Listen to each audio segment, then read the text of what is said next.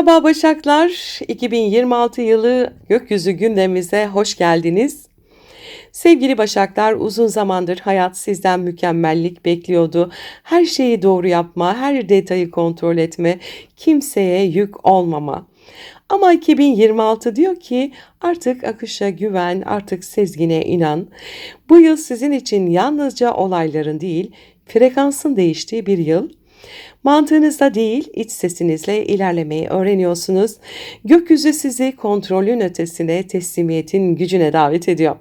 Plüto 2026 boyunca Kova burcunda olacak, sizin 6. evinizde ilerleyecek. Bu iş hayatı, sağlık, rutinler ve hizmet alanında köklü dönüşümler zamanı anlamına gelir.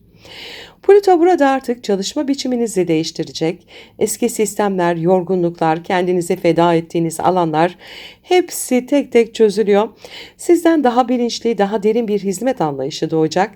Artık sadece verimli olmak değil, anlamlı olmak da öncelikli. İş ortamında güç oyunları, kontrolcü kişiler veya manipülatif koşullar varsa Plüto bunları yıkar. Ama siz bu süreçten çok daha güçlü çıkarsınız. Çünkü kontrolü değil, bilinci seçersiniz. Nisan'la Eylül arasında Plüto retrosu başlayacak. Bedensel ve zihinsel sağlığınıza özen göstermeniz şart. Bu dönem beden ve ruh dengesi farkındalığını getirir. Kendinizi dinleyin çünkü bedeniniz bu yıl size çok şey anlatacak. 14 Şubat'ta Satürn Koç burcuna geçiyor. 21 Şubat'ta da Neptün'e 0 derece Koç'ta kavuşuyorlar. Bu kavuşum sizin 8. evinizde. Yani krizler, dönüşüm, finansal paylaşımlar ve derin bağlar alanında. Bu kendini bırakma dersidir. Satürn disipline sizi olgunlaştırırken Neptün ruhsal çözülme getirir. Yani hayat size diyor ki artık her şeyi kontrol edemezsin ama her şeyi dönüştürebilirsin. Bu dönemde finansal düzeninizde değişimler olabilir. Ortak gelirler, miras, sigorta, yatırım gibi konular yeniden yapılanır. Ama asıl dönüşüm duygusal bağlarınızda gerçekleşir. 2026 bir Başak için belki de ilk kez mantığın değil, duygunun lider olduğu bir yıl olabilir. Bağlanmaktan korkmayın. Ruhsal olarak birine, bir amaca veya bir inanca teslim olmayı öğreniyorsunuz. Satürn 17 Temmuz 2 Aralık arasında retroda olacak. Bu alanlarda yeniden yapılanmayı getirir. Finansal ve duygusal sınırlarınızı yeniden çizeceksiniz. 25 Nisan'da Uranüs ikizler burcuna geçiyor ve sizin 10. eviniz yani kariyer ve toplumsal statü alanınız. Bu geçiş meslek hayatınızda yepyeni bir sayfa açacak mutlaka. Uranüs burada kalıpları yıkar. Artık alıştığınız düzen size hizmet etmeyecek. Belki meslek değiştirirsiniz, belki kendi işinizi kurarsınız, belki de tamamen farklı bir toplumsal role geçersiniz. Bu transit sizi görünür kılar ama farklı bir biçimde topluma katkı sunarak, bilgelikle liderlik ederek. Teknoloji, eğitim, iletişim ve alternatif sistemler bu yıl ön plana çıkar. Uranüs diyor ki artık sadece düzen kurmak değil, sistemi değiştirme zamanı. Kariyerinizde beklenmedik gelişmelere açık olun. Özellikle Mayıs-Haziran döneminde bu değişimler sizi korkutmasın çünkü evren sizi asıl yola doğru yönlendiriyor. Jüpiter 2026'da Yengeç burcunda retro konumuyla giriyor. Yani 11. evinizde bu dostluklar, projeler ve sosyal hedefler alanında içsel bir sorgulama dönemi getirir. 6 Mart'ta Jüpiter tekrar ileri hareketine geçecek. Çevrenizde ilişkileriniz canlanır. Yeni bağlantılar, grup çalışmaları, ortak idealler gündeme gelir. Ve 1 Temmuz'da Jüpiter Aslan burcuna geçecek. Sizin 12. evinize bu büyük bir içsel genişleme dönemidir. Belki ruhsal bir yolculuğa çıkarsınız, belki bilinçaltı çalışmalarına yönelirsiniz. İlham, sezgi, şifa ve iç huzur temaları güçleniyor.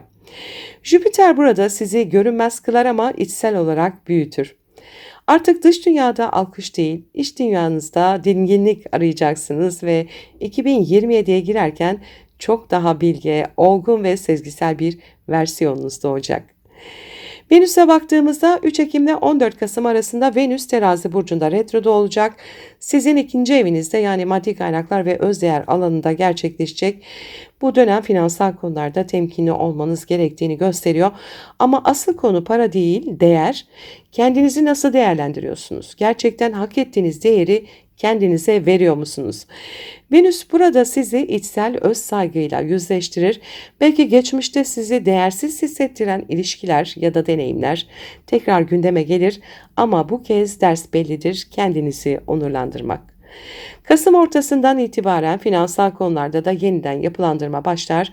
Yeni gelir kaynakları, yeteneklerinizi değerlendirmenin farklı yolları açılabilir. 2026'da 3 tane Merkür Retrosu var ve hepsi su burçlarında gerçekleşiyor. Sizin için içsel farkındalık dönemleri. 26 Şubat'la 21 Mart arasında Balık burcunda yani 7. evinizde retro yapacak.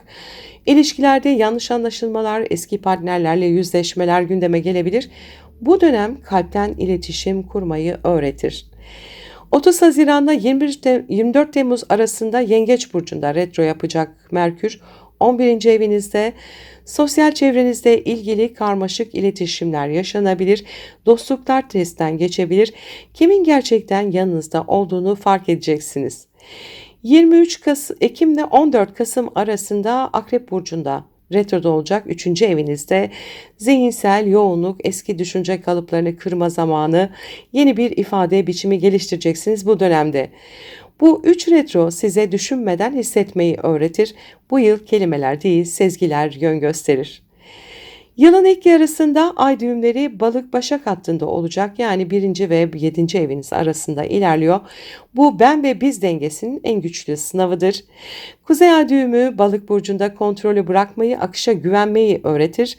Güney ay düğümü Başak'ta fazlasıyla analiz edip duygudan kopma eğiliminizle vedalaşma zamanı. 27 Temmuz'da ay düğümleri Kova Aslan aksına geçiyor. Bu sizin 6. ve 12. evinizi aktive edecek. Artık hizmet biçiminiz değişiyor. Karma temizliği başlıyor. Zihinsel yorgunluklar, fazla sorumluluklar artık hepsi çözülecek. Evren sizden sadece üretme, şifalan, sezgine alan aç diyor. Sevgili Başaklar, 2026 yılı size kontrolün değil, güvenin gücünü gösterecek. Plüto çalışma biçiminizi değiştiriyor. Satürn ve Neptün sizi ruhsal dönüşüme davet ediyor. Uranüs kariyerinizde devrim yaratıyor. Jüpiter ise içsel rehberliğinizi büyütüyor. Artık doğru yapıyor muyum değil, ruhuma iyi geliyor mu sorusu önemli. Artık başarılı mıyım değil, huzurlu muyum sorusu belirleyici. 2026'nın sonunda fark edeceksiniz ki mükemmellik aslında basitlikte saklıymış ve siz kontrolü bırakınca daha çok şey başarıyormuşsunuz. Gökyüzü size şöyle diyor: artık aklın değil, kalbin yönetsin. 2026 sizin teslimiyetle ustalaşma yılınız. Kendinizi, duygularınızı ve hayatı yeniden tanıyacaksınız ve sonunda hem huzurlu hem güçlü bir Başak olarak yeniden doğacaksınız. 2026'nın tutulmalarına baktığımızda 17 Şubat'ta bir Kova burcunda halkalı güneş tutulması var. Saat 15.03'te 28 derece 50 dakikada. İkinci tutulmamız 3 Mart'ta Başak burcunda tam ay tutulması 14.39'da 12 derece 54 dakikada ve 12 Ağustos'ta Aslan burcunda tam güneş tutulması var. 20.37'de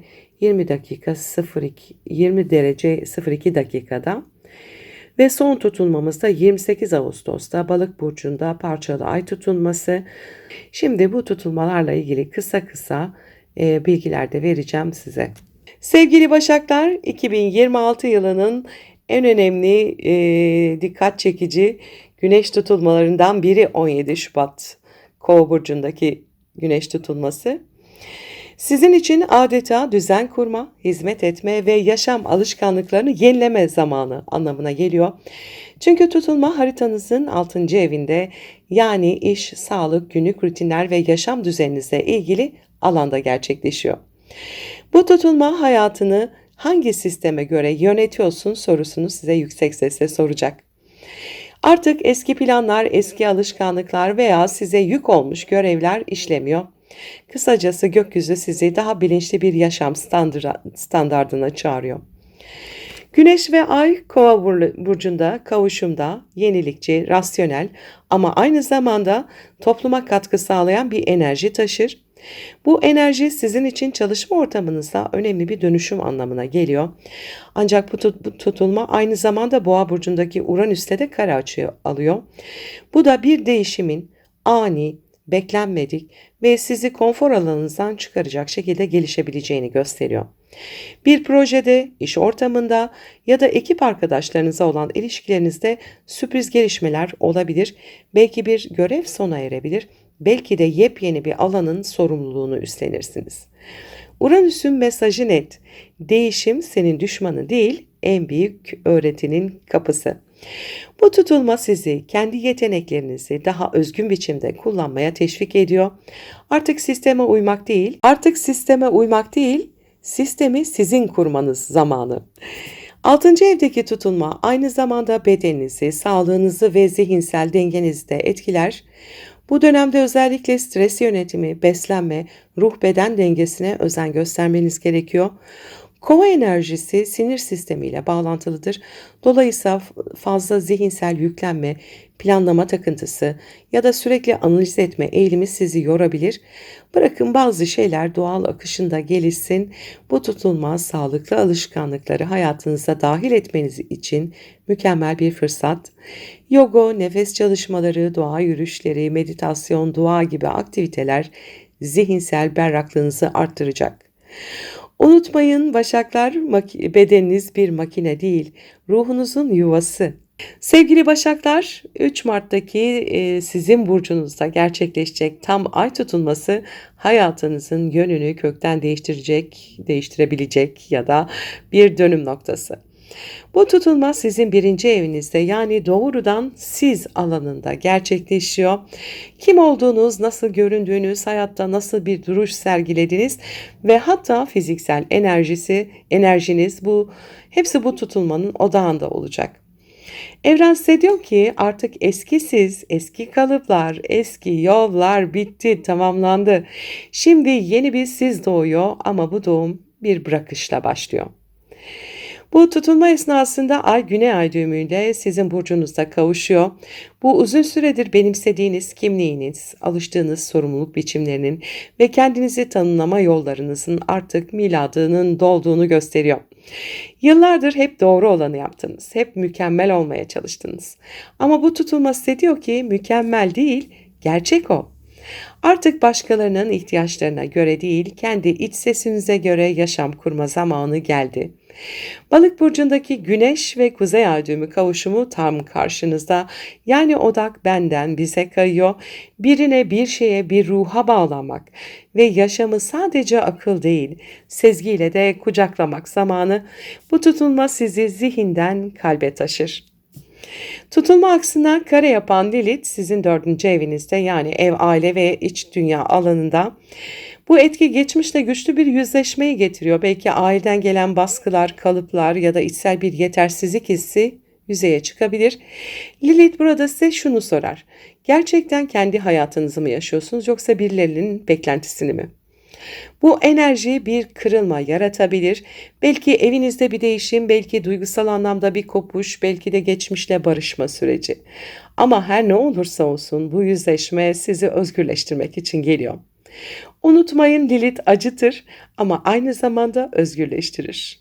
12 Ağustos'ta gerçekleşen Aslan burcundaki tam güneş tutulması sizin için ruhun perde arkasındaki büyük uyanışı anlamına geliyor. Bu tutulma sizin 12. evinizde gerçekleşiyor. Yani bilinçaltınızda, ruhsal alanınızda kontrol edemediğiniz ama derinden yönlendiren enerjilerde. Bu dış dünyada değil, içinizde bir devrim zamanı, bir dönemin kapanışı, bir yükün bırakılışı ve içsel özgürlüğe açılan yeni bir kapı. Aslan burcundaki Güneş ve Ay kavuşumu sizi kendi içsel gölgelerinizle yüzleştiriyor. Uzun süredir bastırdığınız duygular, ertelenmiş öfke ya da geçmişteki bağlar şimdi çözülmek üzere yüzeye çıkıyor. Evren size diyor ki artık affetmenin zamanı geldi. Kendinizi, geçmişinizi, hatalarınızı, başkalarını hepsini serbest bırakın. Bu tutulma ruhsal anlamda sizi sıfırlayabilir. Bir şeyleri kaybediyormuş gibi hissedebilirsiniz ama aslında sadece ağırlıkları bırakıyorsunuzdur. Çünkü yeni bir yaşam döngüsü doğmadan önce eski benliğin sessizce geri çekilmesi gerekir. Bu dönemde rüyalarınız, sezgileriniz, içsel farkındalığınız çok güçlü olabilir. Evren sizinle semboller üzerinden konuşacaktır. Bilinçaltınızda sakladığınız şeyler artık görünür olacak. Neptün Koç burcundaki konumuyla bu tutulmaya yaptığı 135 derecelik açı ile görünmeyeni fark etme, sezgisel bir uyanış, yaşama potansiyelini gösteriyor. Ama aynı zamanda kafa karışıklıklarına da açık bir dönem. Bu yüzden ne hissettiğinizi yazın, kaydedin, fark edin. Ruhsal çalışmalar, meditasyon, enerji temizliği, terapi bu süreçte hayat kurtarıcı olabilir. Çünkü evren sizi hazırlıyor. Tutulma esnasında Merkür ve Jüpiter de Aslan'da ve kavuşumdalar. Bilinçaltınızda bir aydınlanma etkisi yaratıyor. Farkında olmadan sizi sınırlayan düşünce kalıpları şimdi tek tek çözülüyor. Bazılarınız için bu dönem geçmişle ilgili bir sırrın ortaya çıkması anlamına gelebilir. Bazıları için ise kendi iç sesini daha net duymaya başlamak. Bu tutulmayla birlikte ben neden hep bunu yapıyorum diye sorduğunuz tüm döngüler aydınlanacak. Ama bu kavuşum Kova burcundaki Plüto'ya da karşıtlık yapıyor.